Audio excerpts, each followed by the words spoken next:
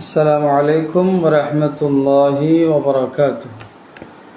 প্রিয় হাদিস পড়ুয়া ভাই বোনেরা, তাইসির ও মুস্তালাল হাদিস পর্ব 5 স্বাগত জানাচ্ছি। ইনশাআল্লাহ আজকে আমরা আলোচনা করব আল্লামা ডক্টর মাহমুদুত তাহান আল ইসনাদ সম্পর্কে কি বলেছেন, আস সনদ সম্পর্কে কি বলেছেন, আল মতন সম্পর্কে কি বলেছেন।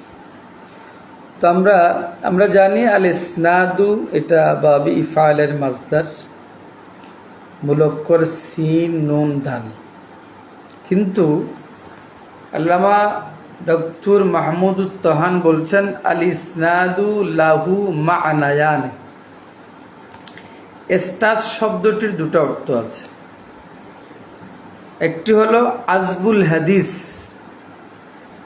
হাদিসকে সম্বন্ধযুক্ত করা, হাদিসকে লাগিয়ে দেওয়া, হাদিসকে সম্পৃক্ত করা, হাদিসকে যুক্ত করা ইলা কায়েলিহি, হাদিসের কায়েল পর্যন্ত মুসনাদান, সনদ সহকারে, যেটাকে আমরা বলি জিক্রুস সনদ। 2 নম্বর বলেছেন সিলসিলাতুর রিজাল। ইসনাদ বলা হয় হাদিস বর্ণনাকারী মহামনীষীদের ধারাবাহিকতা, হাদিস বর্ণনাকারীদের ধারাবাহিকতা, আল মুসিলাতু, যে ধারাবাহিকতা পৌঁছিয়ে দেয় লিল মতনি, মতন পর্যন্ত। ওহুয়া, উনি বলছেন এই 2 নম্বর ওহুয়া মানে এসনাদ। এই এসনাদ শব্দটি বেহাদাল মানা মানে 2 নম্বর অর্থে। ওহুয়া মানে আল ইসনাদু বেহাদাল মানে বেমানা সিলসিলাতির রিজালিল মুসিলাতিল মতন। যদি এসনাদটা এই অর্থে ব্যবহার হয় তাহলে মুরাদিফুল লিস সনদ, তখন সনদ আর এসনাদ দুটোটা একই অর্থ, সমর্থক শব্দ। সনদ যাকে বলে এসনাদ তাকে বলে, এসনাদ যাকে বলে সনদ তাকে বলে। এরপর বলেছেন আস সানাদু, সনদ কাকে বলে? বলছে আস সানাদু লুগাতান আল মু'তামাদু। সনদ বলা হয় এমন বস্তু যার উপর নির্ভর করা যায়, এমন বস্তু যার উপর আস্থা রাখা যায়, এমন বস্তু যার উপর বিশ্বাস রাখা যায়, তার মানে বিশ্বস্ত, নির্ভরযোগ্য।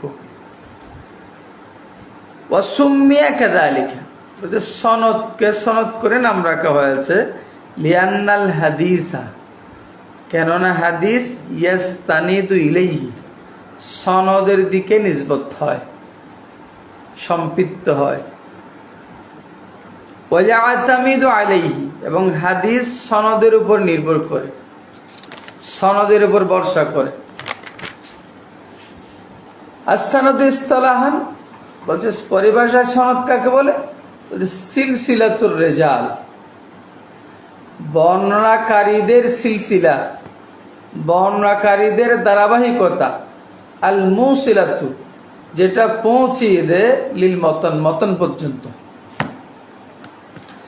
মতন কাকে বলে? বলছে আল মতনু লুগাতান, মতন শব্দের আবেদন করতে হলো মা সালুবা ওয়ারতাফা মিনাল আরদ, ভূমির পৃষ্ঠদেশ, ভূমির উঁচু অংশকে বলা হয় মতন। ভূমি বা জমির পৃষ্ঠদেশ, উপরের অংশ বা উঁচু উঁচু উঁচু জায়গা, ভূমির উঁচু অংশ, ভূমির পৃষ্ঠদেশ, এটাকে বলা হয় আবেদনে আল মতন। আল মতনু মা সালুবা ওয়ারতাফা মিনাল আরদ, মতনের আবেদনে করতে হলো ভূমির পৃষ্ঠদেশ, ভূমির উঁচু অংশ। পরিভাষা কাকে বলে? আল মতনু, মতন হলো ইসতিলাহান, পরিভাষায় মা ইয়ানতাহি ইলাইহি মিনাল কালাম, ওই বাক্য, ওই কালাম, যেই কালাম পর্যন্ত গিয়ে শেষ হয়। আর সনদ, সনদ মতন বলা হয় ওই কালাম, যেই কালাম পর্যন্ত গিয়ে সনদ শেষ হয়, সেই কালামকে বলা হয় মতন। যেমন হাদিস বর্ণনা করতে গিয়ে অমুক থেকে অমুক, অমুক থেকে অমুক, অমুক থেকে অমুক, শেষে বলে আন আবি হুরায়রা আন রাসূলিল্লাহি সাল্লাল্লাহু আলাইহি ওয়াসাল্লাম ক্বালা রাসূলুল্লাহি সাল্লাল্লাহু আলাইহি ওয়াসাল্লাম, অথবা আন রাসূলিল্লাহি সাল্লাল্লাহু আলাইহি ওয়াসাল্লাম আন্নাহু ক্বালা। এই যে এভাবে যেতে যেতে যেখানে গিয়ে সনদটা শেষ হয়েছে, যেই বাক্যে গিয়ে, যেমন যেতে যেতে রসুল সাল্লাল্লাহু আলাইহি ওয়াসাল্লাম পর্যন্ত গিয়ে, রসুল ইসলামের কৌল পর্যন্ত গিয়ে ক্বালা রাসূলুল্লাহি, এখানে গিয়ে সনদটা শেষ হয়েছে, এখান থেকে এটাকে বলা হয় মতন। তাহলে কি দাঁড়াচ্ছে?